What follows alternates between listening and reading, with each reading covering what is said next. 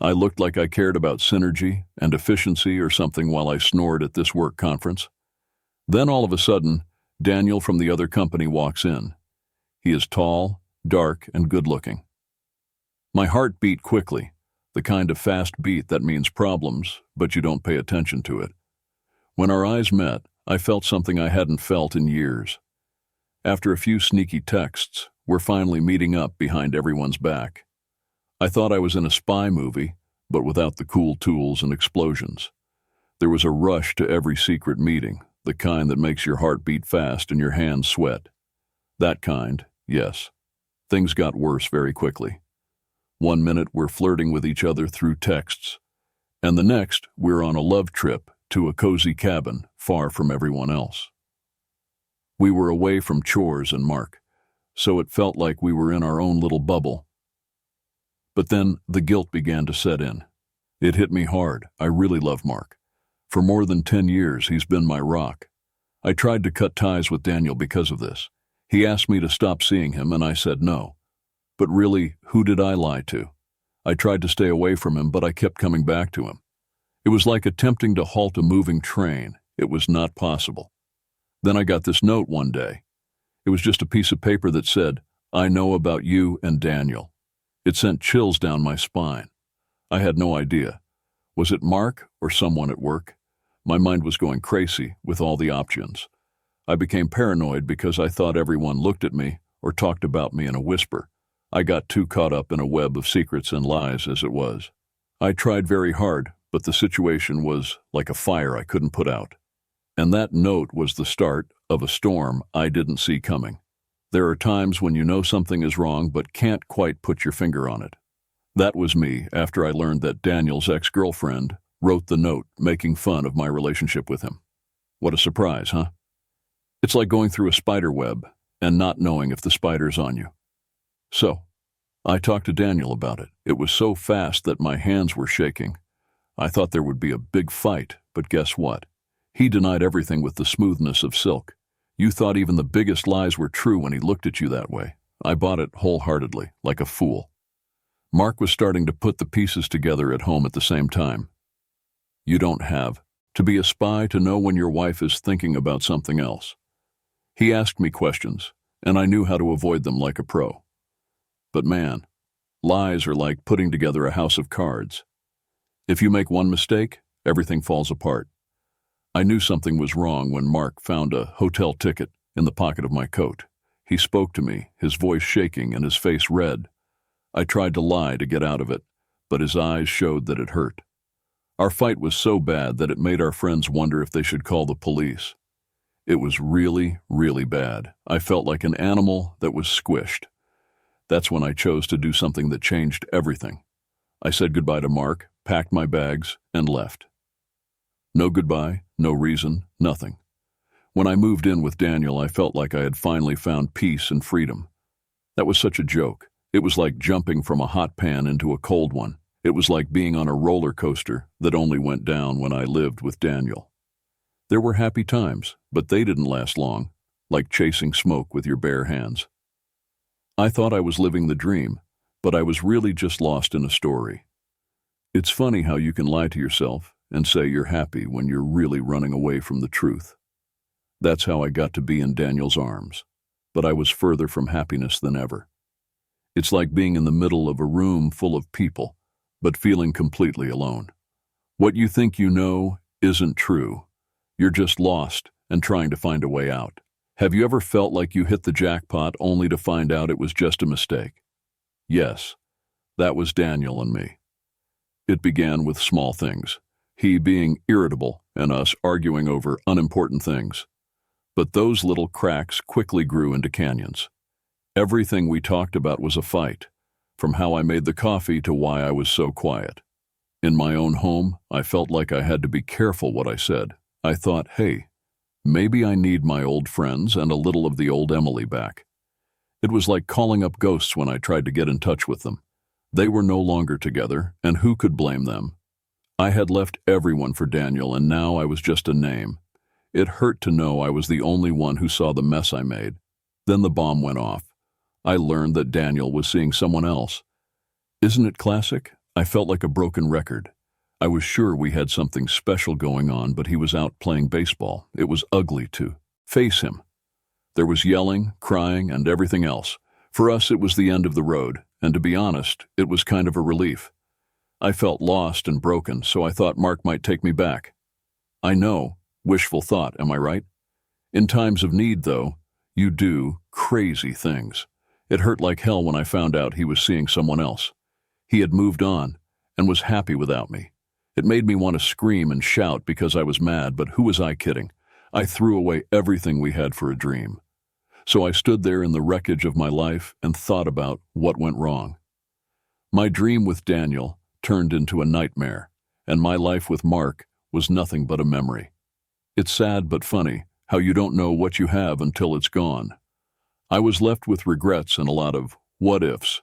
Have you ever used the wrong things to fix a hole in your life? I'll tell you what it's like, putting tape on a dam that's leaking. After things went badly with Daniel and Mark was no longer in the picture, I began dating. There wasn't a reason I did it. I just couldn't stand being alone and quiet. There were many Mr. Wrongs, and each one made me think of what I'd lost. After that, I started losing track of my work. I kept messing up because I couldn't concentrate. It felt like my mind was always somewhere else. The "it's not working out" kind of talk with my boss was the last one. I lost my job, my schedule, and I was left out in the cold all of a sudden. Things quickly got worse. A lot of bills piled up like snowdrifts. I had to sell my things just to keep the lights on. At first it was small things like clothes and books. The TV and my PC got bigger after that. Every item that was sold felt like a part of me was going. I was slowly taking apart my life in order to stay alive. I got a call in the middle of the storm. Mom was really sick. I didn't take the first bus to see her when I should have. I was unable to. To sit next to her bed and act like the daughter she thought she raised was too much for her. I felt so guilty that I stayed away. It got heavy every day that I didn't go see them. I didn't have a plan for my life, so I sold my things to stay alive, stayed away from my sick mother, and dated guys I didn't care about. When I think about it now, I was like a ghost in my own life. Never able to connect with anything real. You can get lost, but you can't get lost in yourself. I had lost myself, boy. Life is funny in a strange way, isn't it? It throws you a shovel just when you think you've reached the bottom. That's what took place when my mom died. I didn't even have time to say goodbye. The guilt was like a pain that wouldn't go away. Then all of a sudden I found out my mom had left me some money. It didn't change my life, but it did happen. You'd think I'd make good use of it, right? Maybe save money and pay off some debts. Not me, nope. There were nice clothes, nights out, and everything else I bought. It felt like I was getting rich to escape my sadness. Let's just say that it didn't work. A pregnant scare happened after one of those wild nights. What a wake-up call. It was hard enough for me to take care of myself, let alone a baby.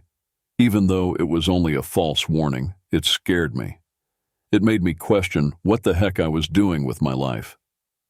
I then met up with an old college friend out of the blue. She looked great, like she was well off and happy. When we talked, I told them everything that was on my mind. I could have run away, but she gave me a job instead. There wasn't much to it, just a job at her company, but it was helpful.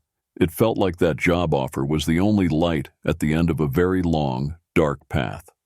I was excited about something for the first time in what seemed like a long time, a chance to start over and maybe even make things right.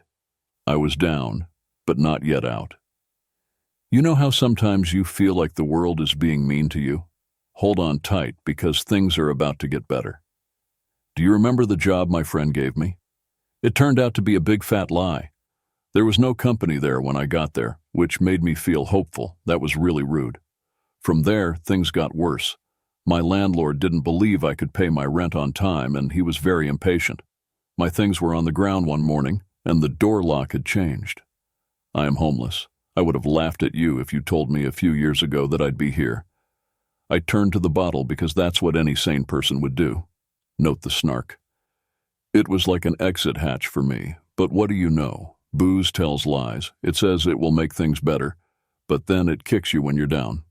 It really kicked hard. Calling Mark was the last thing I could do. Maybe, just maybe, he would want to hear me out. He was the one who had promised to love me until the end of time. But what do you know? He hung up and clicked his tongue. I don't blame him, but man, that hurt. Because I had nowhere else to go, I took a job that makes you swallow your pride and then some. It was this dirty dive bar. The pay was peanuts, and who bought from them? The atmosphere wasn't important to them, let's just say that. I always smelled like old beer and broken dreams when I got home at night. I tried not to think about how I used to be on the other side of that bar while I served drinks to strangers. That's just how life is, right? One day you're on top, and the next you're at the bottom of the barrel, not sure how you got there. Do you ever meet someone and think, hey, maybe things are getting better for me? That's me and that guy at the bar where I worked. He was nice and seemed to understand what I was going through. Soon we were hanging out after shifts. But what do you know? Mr. Charming didn't want to spend the night in shiny armor because he had a plan. I gave him money more than once, twice, or even 3 times. I was getting tight. I kept believing him because I'm a hopeless romantic. His stories were always sad, like his car breaking down or his rent being late. Until one day I heard him talking about how he tricked the sad bartender. That would be me, by the way. It hurt like getting hit in the gut. I talked to him about it right there in front of everyone. It wasn't my best moment. There was yelling, some bad language, and his cocky face begged to be wiped off the face of the earth. Even though I made a fuss, I did stand up for myself, right? During all of this chaos, my health got worse. I was eating poorly, being stressed out, and not getting enough sleep. I was burning the candle at both ends, and it was getting to me. My body told me, nope, we're done. Started to feel sick, tired, and run down all the time. My life was like an echo in my body. A bit of a wreck. I was in a car crash, which brings up the subject of wrecks. Not a big deal, but the car was toast. That's how I got to work, the store, and anywhere else besides my tiny flat. It felt like I lost some freedom when I lost it. I didn't have much of that going around. Calling Daniel was the last thing I could do. I don't know why. Maybe I thought he'd be, interested. I felt like I was talking to a stranger when he answered the phone. He was cold, detached, and in a hurry to hang up. I learned everything I needed to know in that short call. I was the only one who did this. Then, out of the blue, a coworker from my old job called. She knew what was going on and wanted to help. But what about me?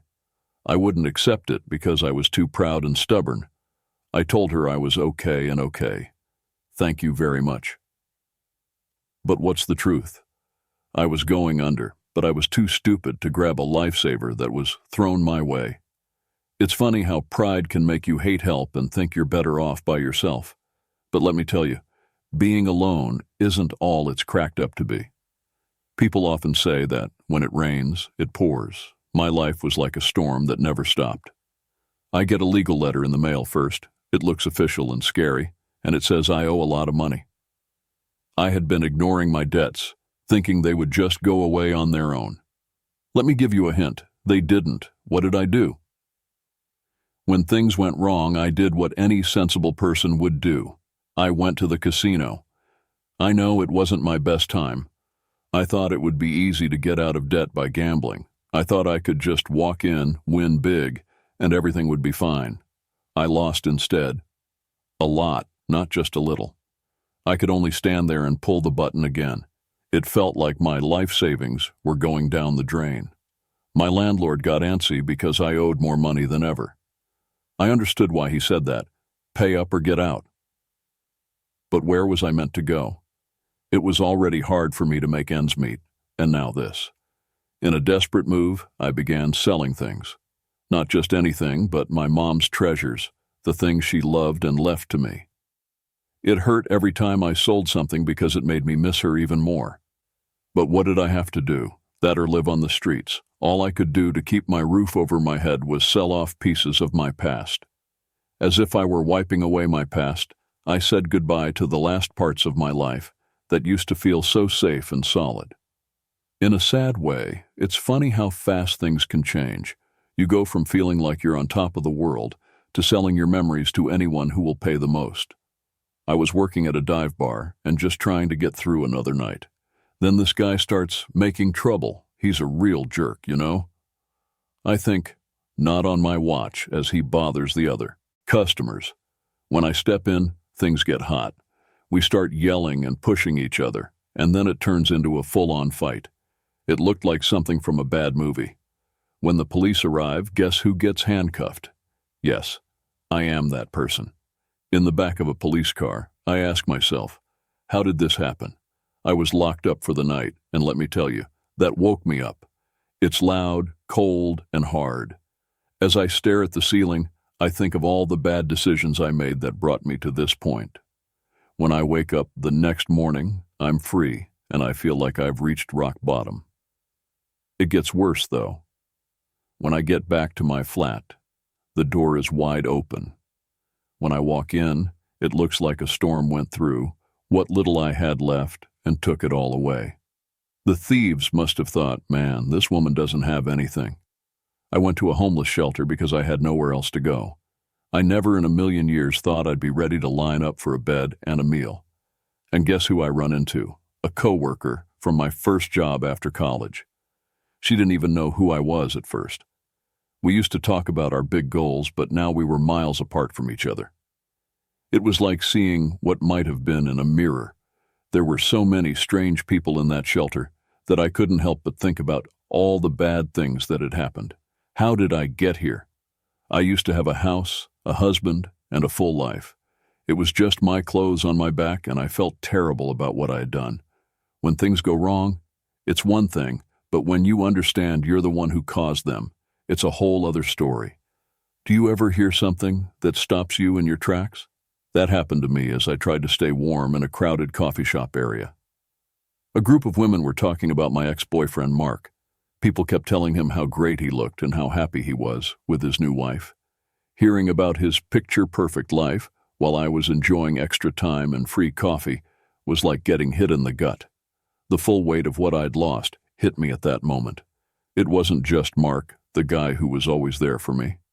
It was everything, the house we shared, the plans we made, the trust and the love. Why did I throw it all away? A fling that messed up my whole life. It was like getting hit in the face and waking up too late. It was confusing for me when I left the coffee shop. I ended up walking around without a plan. The streets, were full of people.